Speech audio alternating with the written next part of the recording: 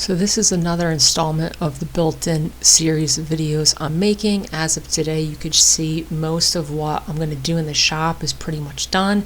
The rest of it will be done on site. In this video, I'm going to focus on showing you how I made and mounted these 3 drawers on the side, as well as this cabinet in the middle actually looks like a pull-out drawer, but it's actually a flip-down drawer in order for a printer tray to slide out.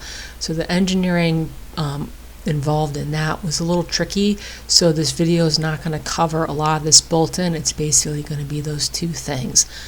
So if you watched last week's video, I was making and mounting very large drawers, so I used specific hardware for this because it's a pull-out. I prefer these undermount drawer slides, and I also had to be really concerned about clearance because the printer just creeps out from underneath the clearance I have. It's really tight, so I didn't want it to go up super high, which was nice for these undermount slides. I can mount this really low to the cabinet floor, and you don't see them when you pull the tray out, which is nice. So I'm going to go through this pretty quickly. I kind of show you how I use these slides. I have a video on my channel showing you how to make drawer boxes with these slides. I'm essentially not making a drawer box, but I'm kind of mimicking a 3-sided drawer box in order to get these to work. If you've never used them before, there's a little bit of a learning curve, but once you get used to it, I prefer them over the side mounts. So basically what I'm doing is I'm just going to have my 2 rails that will be connected to the slides just like a drawer box, and then there's going to be a front which will hold the clips for the drawer box, and then obviously a section that goes across. Now usually for this I would use 1/2 inch ply, but this is really wide, so I went with 3/4, and like I said, it's going to be holding a printer, so it's going to be holding a fair amount of weight. At this point of this build, I have a ton of scrap, so instead of going out and buying more sheets of ply, you can see I was about 1 inch short of having enough for the depth on this. I just put a scrap piece in the back. This is a paint grade project, so you'll never notice. And then these slides pretty much tell you for clearance you have to mount your base 1/2 inch from the bottom, so I just use a little 1/2 inch shim on the bottom of that drawer box, and that way I'll have material for those clips to hold them in place. This, I believe, were 22-inch slides, which means your drawer box, or in my case, my 3-sided piece here has to be 22 inches, whatever the size of the slides, 21, 22, I can't remember. That is the depth you're making. So then I could just glue everything together. This was pretty simple. Like I said, the goal was to keep this as low to the base as possible. Like I said, the client for this is actually a friend of another client I had where I did a pull-out drawer, but those carcasses were the height was much higher, so it was a much easier project. I didn't really have to worry about hardware as much. This one, like I keep saying, the clearance is within, I think, 1/8 of an inch of that printer fitting underneath the opening. And then I could just put the holes in the back for the slides. You saw I mounted the clips through the base, not the front, because that's ply, didn't want tearing out. And then on the longer slides, they have the option to mount these on the bottom, so I screw through the bottom, so I didn't have to worry about shimming out the sides like I did the bigger cabinets, which was nice. And it slides in place perfectly, so it works first time, everything fits. And obviously I had that cheated out too far, but I kind of switched gears because I was working on the other drawer boxes at this time and was going to mount these drawer boxes. Very similar, if you watched last week's video, to the large ones. Obviously these ones are a little bit easier because they're much smaller. I just make a spacer, mount them perfectly, put the drawer box in place. I'm not going to show making the drawer boxes because I have multiple videos on this channel showing you how I make drawer boxes, and in the video last week I showed them as well. Gets to be a little bit of a tedious process in real life, but also watching it again and again. So I've been doing dovetails on all 4 sides of my drawer boxes because it's a little bit easier than doing rabbets. And then I just want to mount these so they're centered in that opening, because if you watched last week's video, I'm putting a fake facade frame on the front of these, Now because these carcasses are a little bit smaller, I could have just added some trim to the outside and a fake front, but because I was already doing the facade detail on the other drawer boxes, it just made sense to do it on these. So I just like to mount things in place and make marks that way. At this stage in the game, I don't really use instructions that are provided. I just find it works better for the way I build things. So you can see I just mocked this up in place, marked where the slides needed to be. On these side mount slides, sometimes it could feel like they're really tight and they're not going to work, but once you get them past that initial friction point, they pull out pretty nicely. So that is the bottom one in place. And then the two top drawers, I'm just actually using a pocket screw to put a divider in there. This doesn't have to be structural. And then I can mount my upper drawer. Pretty simple process. I'm just using a spacer on top of the drawer I mounted below it, and same process. I could slide these into place. You can see it's pretty tight getting them in there, but once you do get it in there, they slide nicely. Now when I ordered these, I swore that they were soft close. They came not soft close, but none of the other bottom drawers are, because they don't make soft close for that sort of hardware, so kind of ended up working out. Then I'm going to go through this real quickly for people that do not watch these videos every week.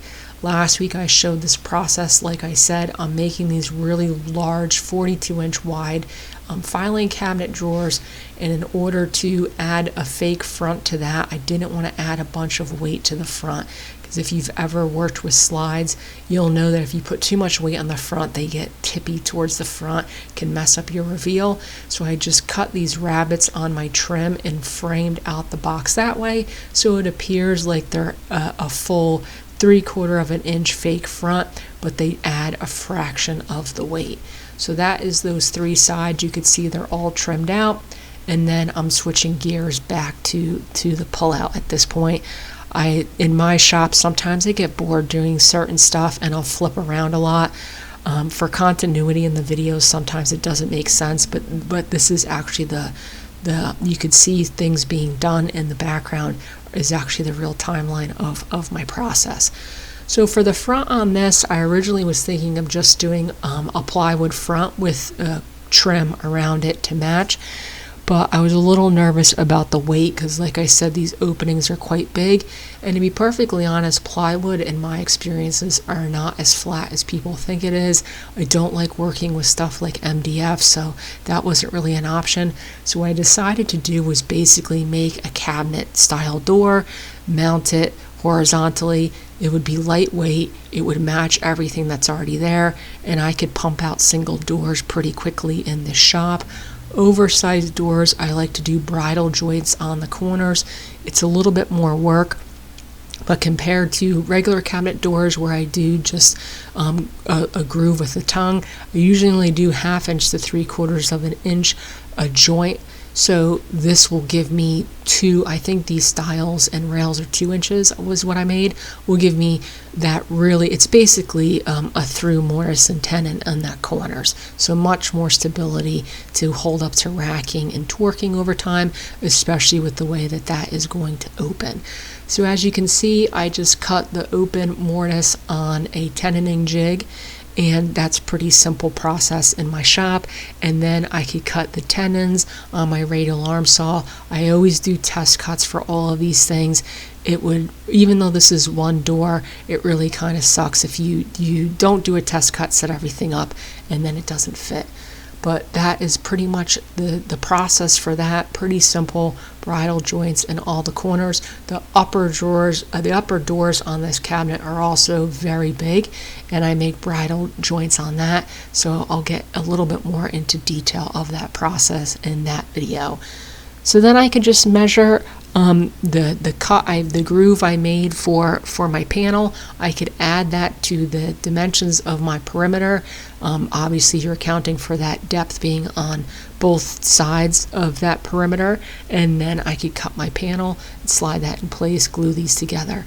With stuff like this, when you're doing plywood to a hardwood connection, the whole point of designing these cabinet doors is so that inner panel can float, and the outer hardwood panel is sturdy and strong. So you don't want to glue that panel onto the poplar. The plywood's not really going to move. The poplar will. If you glue it over time, they can crack. So then to attach this, the last time I did this, I used European style hinges, but like I said, I didn't have the clearance for that. I basically needed something that was almost zero to no clearance. I saw these invisible hinges on Amazon. That's what they're called. They weren't super expensive, so I ordered a pack of 4. I mocked them up really quickly. Don't judge me based on that quick mock up, to make sure I had enough clearance, and once I realized it was going to work, I could go about mounting all those. Now, if you're buying hardware on Amazon, especially if it's coming from overseas, it is most likely not going to have instructions. So I just kind of made a plan and went about mocking this stuff up. I made a really quick jig so that I can make a perfect cutout for that top side flange of those hinges. And then, as you saw, a very large portion of them has to get sunk into whatever you're attaching them to, and that I could just drill out with a drill bit, because it didn't really matter what that looked like. So really simple. This hole I cut is just the same size and dimension as the plate that's on the hinge, and it's about 3/16 of an inch deep, so I only had to go 3/16 of an inch down on here. Now doing this on the cabinet was harder because it was easier to cut out this material for that big piece in the middle with a spade bit, but because spade bits are usually longer, I didn't have clearance on my drill to get the drill in there with the spade bit, so I kind of haphazardly drilled them out with a 1/2 inch drill bit, and then I could clean them up after I routed these out. Because, like I keep saying, this is a paint grade project, the easiest way to attach this to the front of that face frame was just a couple brads. I already have brad holes for when I attach the face frame. They're really easy to patch, and you won't see them. I could just pull this off once I was done, and then you could see how that hinge will fit in there. So this jig worked really well. Those are all my 3 pieces. Once I had those in place, I could transfer the marks of where they start on one side and stop on the other to the front of the face frame, and I'm going to mount my door in there. Now this piece, you can see this is not rare, especially buying lumber and letting it set around. It has a bow in it. The other side's perfectly flat. So I'm going to put the bowed side where the hinges are, because 9 times out of 10, if you have hinges on the bowed side, you can see it's sticking out right there. The hinges will pull it into place and get rid of that bow. Now that is within reason. It's not going to completely torque something that's twisted or cupped really badly into place, but you'll see that it pulls that little bit of a bow flush with the face frame. So then, like I said, this was easier to do when it wasn't in the frame. I've kind of realized pretty quickly that I could clean up that spade bit with a Dremel and make everything nice and clean. You can see how that fits in there. And then on this one, I'm using the exact same jig, oriented the same way, but I could clamp it to the door and remove that material. So this jig worked out pretty well. Like I said, I've never used these hinges before. I was a little nervous about how they would work. They're not necessarily cheap, but you could, as someone who's used to using like Blum hardware, they're definitely not as sturdy as something like that. So then I could pop that jig off, and then I have all of my holes to line up with that cabinet. Get a little better look at what that looks like. So then this was kind of the moment of truth. I'm not gonna lie, I was a little surprised. This popped right into place. It mounted pretty much perfectly, and you'll see as soon as I put the screws in, this bow is going to almost completely disappear. You kind of apply pressure to the outside of it so the hinges stay in place, and I could use a Vicks bit in order to pre-drill the holes and add the screws into that face frame. And then I could lower the door and add the screws into the door. Now you could see on the edges of my door with the saddle joints, you're kind of left with grooves because the panel, I make the grooves through the whole thing. Before this is painted, I go through and patch all that stuff. I've been using Bondo in the shop, which I enjoy a little bit better than the patch I was using before, so all that will get covered. So now you can see those hinges stick up only a hair. It goes down completely flush and closes quite nicely. And now that bow is pretty much completely gone. So now I can mount the drawer in there as well. You can see there's like maybe a 1/4 of an inch clearance for that slide over top of those hinges. Now I didn't film this, but after this was filmed, you can see I have to fix the reveal on the side a little bit. There's always a ton of tweaking on these big things. But after I did that, I told you this came in a set of 4, and I decided to beef this up, get rid of the center hinge, and make 2, to add these 2 others. It was the same process. And then you could see I also added a really sturdy poplar front to this slide, so that hopefully the weight of it will keep it from sinking over time. But you can see how that will work. And this still, I'm a little nervous about adding the hardware to these 2 panels, because it's going to push the door out a little bit, but I think it will clear it. And then for next week, I'm going to start on the top, and the big project for that was troubleshooting how to do these pull-out tabletops that she wanted as well.